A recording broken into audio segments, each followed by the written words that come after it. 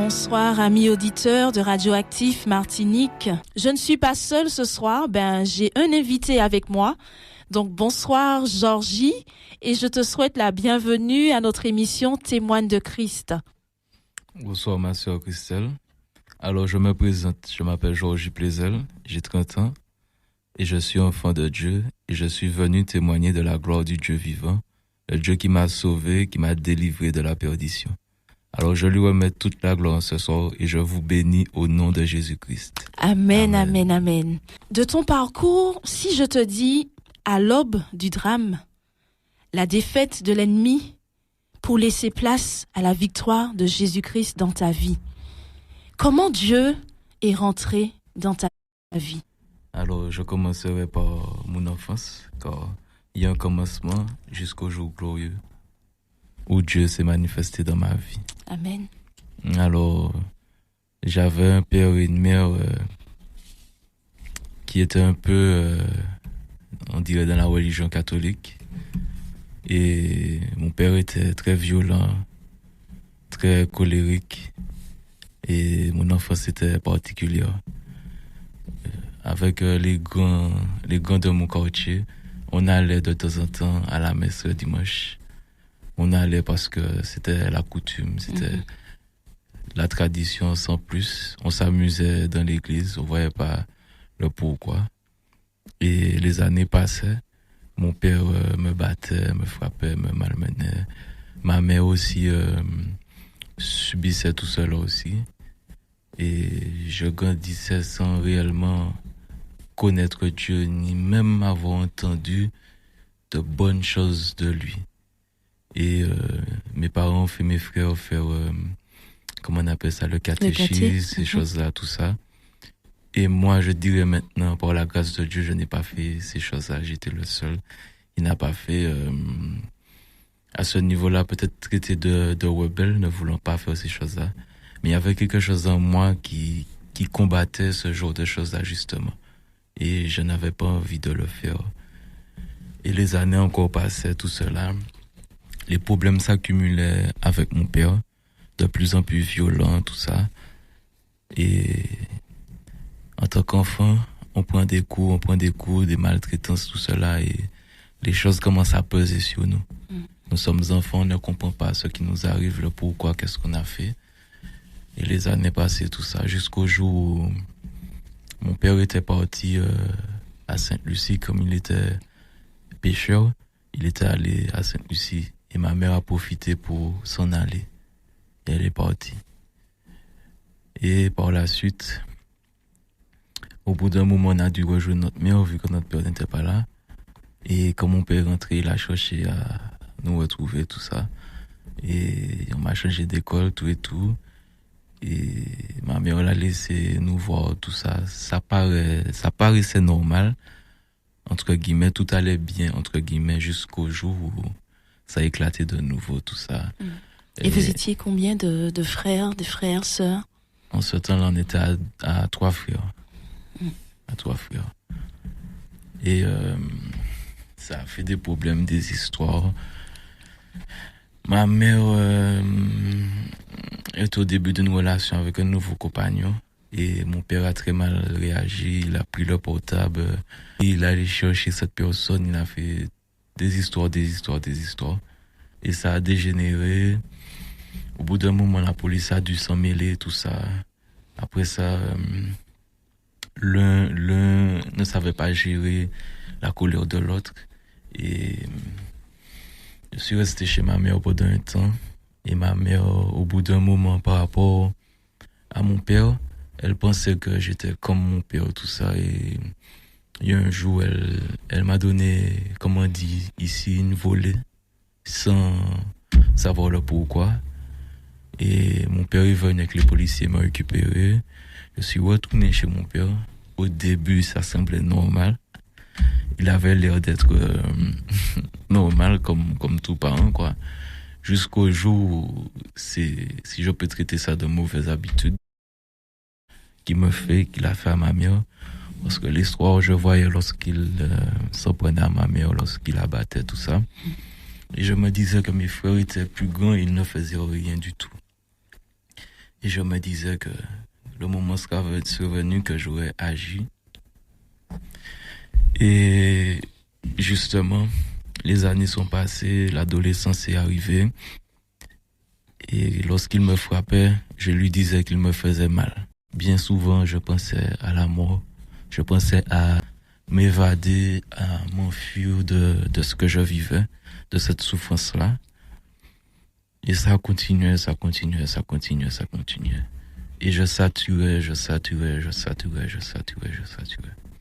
Et au bout d'un moment, mon père m'a dit de ne plus rien toucher à lui dans la maison, ni le frigo, ni rien du tout. Et comme c'est moi qui faisais le repas pour tout le monde, c'est moi qui m'occupais de la maison, tout. Donc quand j'ai arrêté de faire ça, quand il rentrait, il fouillait partout pour chercher à manger. Mais comme je n'avais pas le droit, donc il n'y avait pas à manger. C'était toujours dans l'adolescence. Hein? Oui, toujours dans l'adolescence. Et j'avais certains membres de ma famille qui habitaient autour de chez nous. J'allais manger chez eux. Et donc, mon père ne me voyait pas manger, mais par la grâce de Dieu, mon ventre était toujours rempli. Et il y a du monde qui était au courant, comme quasiment tout le monde savait comment mon père était. Donc, qui avait compassion pour moi et des fois, je passais un peu de temps chez eux. Car devant les gens, mon père, comment dire ça? Il se faisait passer pour qui, voilà, il avait bonne figure. Donc, j'échappais plus ou moins des fois. Et j'étais chez eux, tout ça. Les années sont passées toujours dans l'adolescence, tout ça. L'école, c'était très difficile parce que lorsque je rapportais des mauvaises notes, ils me battaient. Et lorsque j'apportais de bonnes notes, ils me disaient que c'est pas moi, c'est quelqu'un qui a fait le contrôle, qui a fait les devoirs pour moi, que c'est impossible que j'ai de bonnes notes. Ils me battaient aussi. Donc, que je fasse mal ou bien, c'était le même sort pour moi. Ça a continué comme ça. Collège difficile, ça a continué. Et arrivé au lycée, il est venu dans le lycée raconter plein de bêtises sur moi au proviseur pour se faire passer pour une bonne personne. Il y a eu un incident dans la classe comme toute classe et je n'étais pas responsable, je n'avais rien à voir dans l'histoire. Mais ils ont convoqué tous les parents pour leur parler de l'ensemble de la classe. Et je voyais tous les parents arriver, ils disaient bonjour à leurs enfants, ils parlaient avec eux, savoir qu'est-ce qui s'est passé. Et lui, il est arrivé, il m'a pas adressé la parole, il allait voir le proviseur, tout ça. Et quand il ressort du bureau du proviseur, l'élève qui était responsable lui dit que votre fils n'a rien à voir dans ça, que c'est lui qui a commis les choses. Et mon père s'est pris à moi. Il a essayé de me frapper, tout ça. Cette fois-ci, j'ai lutté avec lui et je suis parti. Et le soir, je suis rentré à la maison. J'ai eu droit au coup de plat, j'ai eu droit au câble électrique, à la barre de fer, tout ça. Je supportais. Et au cours de ma première année de lycée, j'ai pu aller, par la grâce de Dieu, chez une grand-mère à moi. Et comme c'est un oncle à moi qui m'avait emmené, quand mon père a appris que c'était mon oncle, il a menacé de mort s'il ne me récupérait pas. Donc, mon oncle m'a dit qu'il comprend tout, mais il est obligé de me ramener. Il m'a ramené. Mon père m'a dit que je dois changer de comportement, que tout est de ma faute. Et un jour, il m'a dit qu'il me considère comme un chien. Il ne me considère pas comme son enfant. Qu'à la fin du mois, il faudra que je trouve un endroit pour habiter. Alors qu'il a dit à mon oncle de me ramener, alors que je suis adolescent, je ne travaille pas, c'est le rôle des parents de s'occuper des enfants, tout ça. Et un beau jour, et lors d'un coup de main, vu qu'on construisait une autre maison, il y avait donc du monde qui était là. Il me dit, Madame te l'a appelé, pourquoi tu lui as dit qu'elle n'est pas là? Je lui ai donc dit que c'est ce il m'a dit de dire quand c'est un tel qui appelle de dire telle chose. Donc j'ai répondu ce qu'il m'a dit de dire. Il a pas accepté, il a commencé à s'énerver, de me traiter de menteur. Je lui ai dit si je suis menteur, c'est lui qui m'a appris à mentir parce que j'ai juste répété ce qu'il m'a dit, tout ça. Et là, il est venu, il a commencé à me battre, il m'a tenu par la gorge. Il m'a levé avec une main. Il était maçon et pêcheur, donc la main était vraiment épaisse. J'ai pris 3 grosses calottes, j'ai senti que ma tête tournait, que la 4e, je serais peut-être mort. Je sais pas où cette force est sortie, mais j'ai réussi à me libérer, à le pousser, à lui donner des coups. Il est tombé sur la table du salon, la table s'est renversée, tout ça. Et là, les gens qui étaient là dans le coup de main, ils ont intervenu, sont venus. Il a essayé de prendre un coup de là pour me donner des coups, mais les gens étaient là, tout ça. Alors, il m'a dit de lui donner tout ce qu'il avait acheté pour moi, mais malheureusement pour lui, il n'avait rien acheté pour moi. Tout ce que j'avais, c'est des jobs, je lavais des voitures, je vendais des canettes, des choses comme ça. Donc, je lui ai rien donné. Il m'a donné les clés de chez lui, je donné les clés de chez lui. Il est parti, il a fermé sa maison, moi j'étais dehors. Et j'avais mes vêtements dans la maison. Il est rentré sur le tas, il a fermé la porte et il a fermé avec la clé dedans. Au cas où si j'avais une clé, je ne puisse pas rentrer. Je ne me suis pas affolé, j'ai attendu vraiment qu'il prenne sommeil. J'ai enlevé les persiennes de la cuisine, je suis rentré, j'ai mis toutes mes affaires dans un sac. J'ai mis tout dehors, je suis parti. Et j'ai trouvé une personne pour m'emmener chez une grand-mère à nouveau. Et de là, j'ai commencé à avoir un peu de répit, si on peut dire ça comme ça. Mais d'autres problèmes ont commencé. Les démons ont commencé à m'attaquer de tous bords. Et j'ai oublié de dire, depuis petit, vraiment petit, je voyais certaines choses. Je voyais des manifestations démoniaques, je voyais des choses. Il y a des choses qui venaient contre moi. J'entendais sur la toiture de la maison comme si il y a une grosse pierre de chantier qui tombait sur la toiture. J'entendais des griffes marcher, tout ça. Il y avait vraiment des choses qui étaient après moi. Donc, je commence à en parler à certaines personnes. On ne me croit pas. On me dit que je suis fou. On ne peut rien faire pour moi. Et ça a duré combien de temps à peu près, en fait? Au moins 8 ans. Et j'avais mes examens à l'école. Je n'ai pas pu me présenter puisque je ne dormais plus les soirs. Je me mettais auprès d'une table et j'attendais 5 heures du matin. Parce que c'était devenu compliqué. Les choses me tenaient par la gorge, ça me levait, essayer de me tuer, tout ça. Et ça me mettait dans tous états négatifs. Et je voyais que j'étais seul face à ça, qu'il n'y avait aucun adulte qui pouvait m'aider. Personne ne croyait, personne ne connaissait vraiment les choses. Et j'écrivais sur un cahier ce que je vivais, comment les choses venaient, ce qui se passait. Et j'écrivais que Dieu seul pourra me délivrer de ces choses-là. Ne connaissant pas Dieu, je ne sais pas d'où j'ai pris ça, mais j'écrivais que Dieu seul pouvait me délivrer de ces choses-là.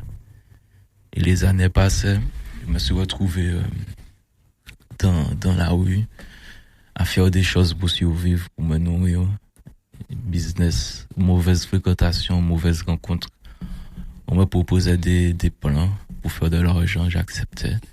Et la rue m'a accueilli bras ouverts en pensant que c'était une solution, un échappatoire, en pensant que ça m'aurait fait du bien, tout ça. Et je me suis enfoncé, sans avoir connaissance du péché, sans avoir connaissance vraiment du monde des ténèbres.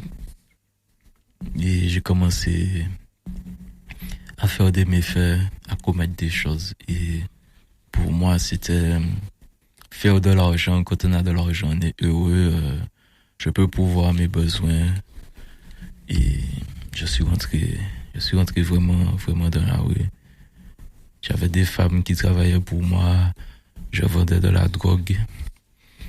Quand il y avait des plans, des braquages assez importants, on venait me chercher parce qu'on savait que je ne reculais devant rien. Et je me suis enfoncé. Et au bout de quelques années, j'ai commencé à saturer de cette vie-là. Là, Dieu commençait déjà à me travailler, même sans même le savoir. Alors, j'ai arrêté tout ce qui était braquage. Je vendais tout ce qui était herbe, résine de cannabis, tout type d'herbe je vendais.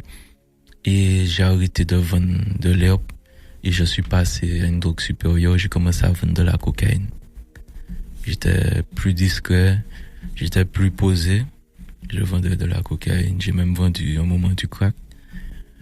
Mais je sentais que, en le faisant, que j'étais en train de m'éloigner de la rue. Je sentais que je perdais cette envie de vendre de la drogue, de faire des choses mauvaises.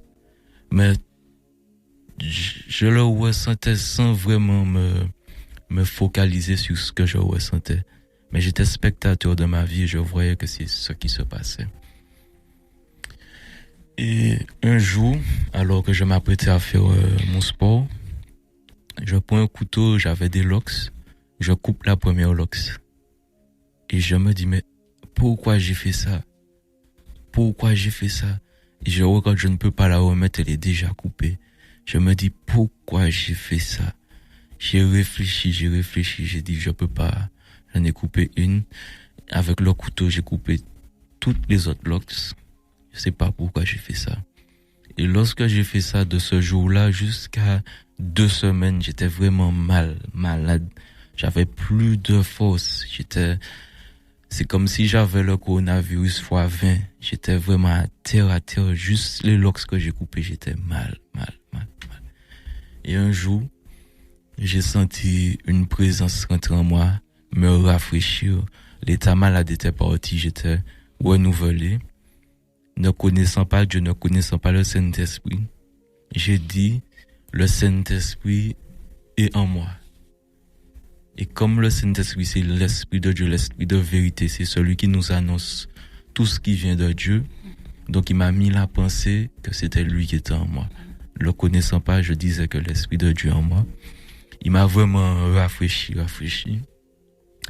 Et j'ai continué. Il est resté peut-être 1 ou 2 jours, après ça il est parti.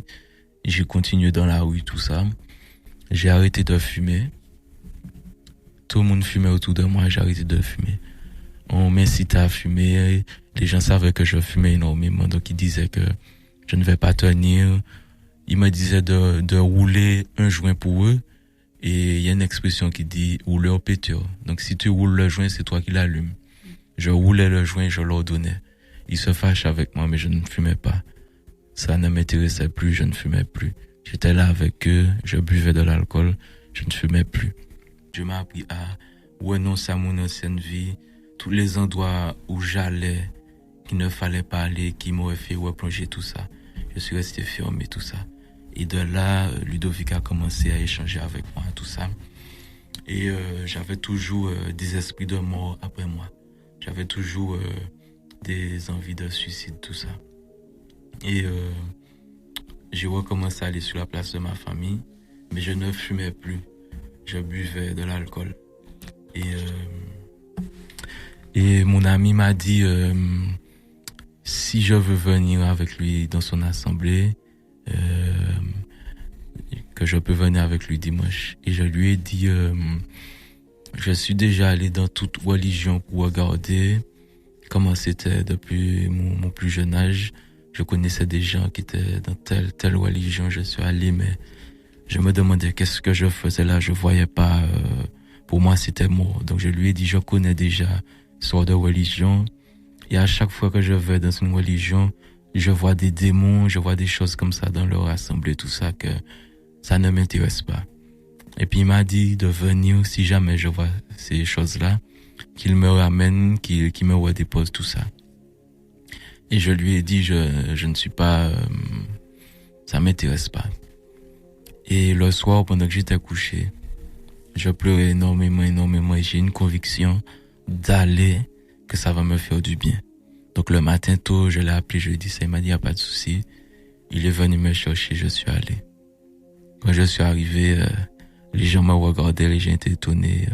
J'avais toujours, mes mains étaient toujours remplies de bagues, je n'avais plus de chaînes, tout ça, j'avais plus de bracelets, mais il me restait les bagues et les anneaux. Les gens me regardaient, tout ça. Et le prédicateur, ce jour-là, tout ce qu'il disait, ça tombait sur moi comme un obus. C'est comme si j'étais la cible de ce prédicateur-là. Donc je commence à m'énerver, mais je m'énerve sur moi-même et je dis à l'ami que c'est un complot, vous avez parlé de moi, tout ça. Comment ça, tout ce qu'il dit, c'est moi que ça concerne, je suis pas d'accord avec ça, tout ça. Et il m'a expliqué que c'est le Saint-Esprit qui est en train de me révéler que je suis pécheur. Donc la parole de Dieu est en train de m'attester ces choses-là. Et il m'a dit que spirituellement, il a vu une lumière, une toute petite lumière rentrer dans mon cœur et que cette lumière-là va faire son chemin jusqu'au jour où elle va se manifester. Et je suis retourné chez moi et j'allais boire de l'alcool les week-ends sur la place où il y a les gens de ma famille. Et une fois comme ça, j'allais et les fois où je n'allais pas, c'est parce que j'avais bu de l'alcool toute la soirée, que j'étais rentré à 4 heures du matin. Donc j'étais fatigué pour aller le lendemain. Et je me disais que je veux pas aller dans une assemblée et puis je dors, que je trouve ça irrespectueux. Donc quand je buvais, je n'allais pas, tout ça. Et puis mon ami m'a dit, comme tu as vu ça, ne bois pas le jour que tu sais que tu vas, tout ça. Et dans l'assemblée où j'allais, j'étais méprisé, rejeté, on voulait pas de moi. Quand je rentrais chez moi, je disais, moi, qu'à quitter l'église, c'est mon tas là, moi, pas me dire rien, pas besoin de rien, taillot, tout ça. Et la voix de Dieu me disait, continue, c'est moi qui t'ai appelé. C'est pas les hommes, c'est moi qui t'ai appelé. Et je retournais. Les hommes, entre guillemets, je peux dire, me piquaient, venaient me donner une mauvaise parole et puis fuyaient. Comme je ne les connais pas, je pouvais pas dire c'est un tel qui m'a dit. J'étais beaucoup combattu et j'avais toujours ces esprits de suicide après moi. Et Dieu me disait à chaque fois, c'est moi. Et réellement, j'ai donné ma vie à Dieu lorsque Jésus est venu me chercher dans ma chambre. Mais c'est après que j'ai compris cela. Et pour entre guillemets la formalité de certaines assemblées, il faut que tu reçoives Jésus-Christ publiquement. Alors un jour, il y a le pasteur Boli qui a fait un appel à la repentance pour donner sa vie à Dieu.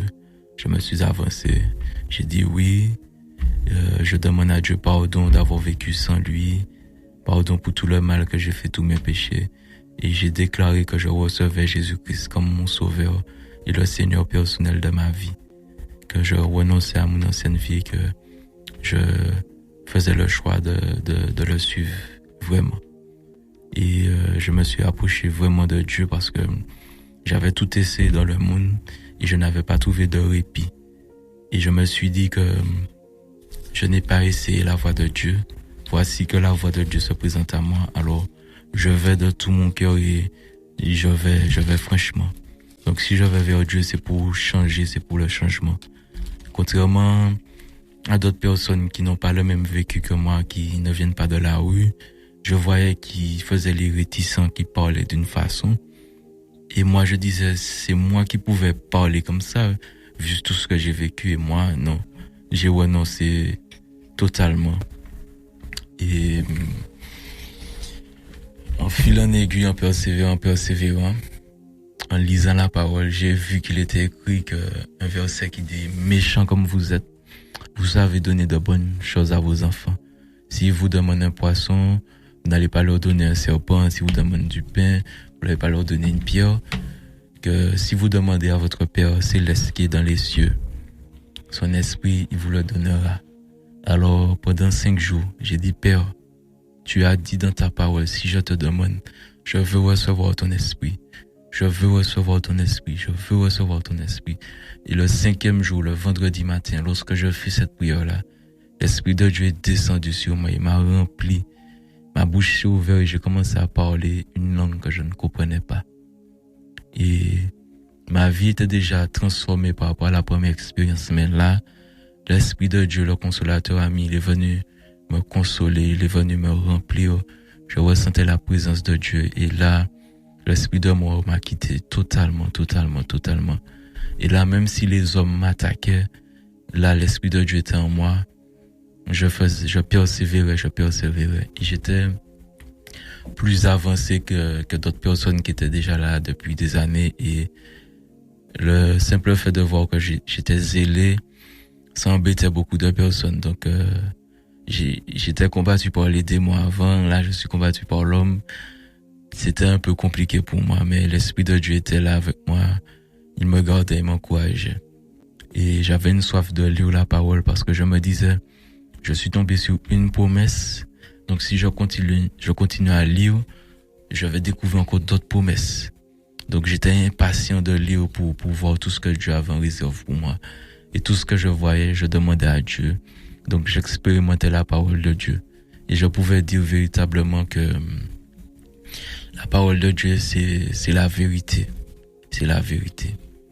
Et j'ai lu qu'il est écrit dans Marc chapitre 16, verset 16, que celui qui croira se fera baptiser.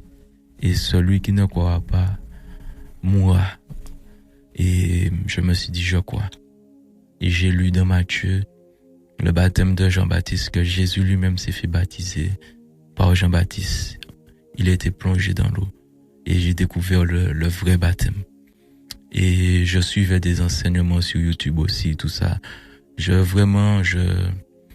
Entre guillemets, je m'enseignais seul, si je puis dire, par les enseignements, par les exhortations de mon ami, tout ça. C'est vraiment chez moi que Dieu me formait vraiment. Et quand je suis entré dans les eaux du baptême, les deux personnes qui me baptisaient me disaient, tu veux pas retourner dans le monde, un charbin comme toi, tu peux aller voir les femmes, tout ça. Il me disait ces paroles-là, alors que j'étais déjà dans l'eau pour me baptiser. Moi, fermement, je lui disais non, je veux me baptiser. J'ai continué à cheminer, zélé pour Dieu, à mettre la parole en pratique et à vivre surtout la parole. Parce qu'il est une chose de lire la parole, mais il est une autre de la vivre, c'est important. Lorsque nous vivons la parole, nous ne pouvons pas retourner dans les choses mauvaises. Nous ne pouvons pas retourner dans le monde parce que on expérimente la voix de Dieu. Dieu a dit et on vit ce que Dieu a dit. Et je vivais ce que Dieu disait. Et je prêchais la parole. Moi qui n'étais pas encore affermi dans les Écritures, je suis retourné sur la même place où ma famille était. Je leur prêchais la parole, ne connaissant rien pour le moment, rien de solide, et ils se moquaient de moi. Ils insultaient Dieu, ils blasphémaient Dieu, il y en a qui voulaient se battre avec moi. Et c'est Dieu qui me formait à prêcher sa parole, justement. Il a commencé par le plus difficile, et si je passais cette étape-là, j'aurais été à l'aise. Et j'ai continué. Chaque fois que je venais les voir, je prêchais la parole. J'avais droit aux mêmes moqueries, aux mêmes blasphèmes, tout ça. Et j'ai continué comme ça avec Dieu. J'ai persévéré. Et Dieu a continué à m'enseigner tout ça. Et dans ma chambre, j'ai découvert l'intimité avec Dieu. Je me suis vraiment entré en profondeur avec lui. J'entendais les hommes qui disaient, il priait 1 heure de temps, il priait 2 heures de temps, soit il a prié 1 demi-heure. Je me disais, mais c'est impossible, je prie que 2 minutes seulement, tout ça, et il y a un moment, le Saint-Esprit m'a dit, ce sont des hommes comme toi, persévère. Et chaque jour, depuis que j'avais un moment, je faisais 2 minutes de prière, 2 minutes, toute la journée, 2 minutes comme ça. J'ai commencé à faire 5 minutes, 10 minutes. J'ai commencé à faire 1 demi-heure. L'Esprit m'a dit, est-ce que tu vois? J'ai dit, ok, c'est comme ça que ça fonctionne. Donc chaque témoignage que j'entendais, chaque homme de Dieu serviteur que j'entendais qui disait qu'il vivait des choses avec Dieu, je disais, si ça a fonctionné pour la prière, ça va fonctionner aussi. Donc je priais, je demandais à Dieu. Je faisais des nuits blanches comme une personne qui a des années avec Christ. Je faisais des nuits blanches à prier, intercéder, à demander des choses pour les autres, à louer Dieu, tout ça. Et je voyais la main de Dieu agir dans ma vie.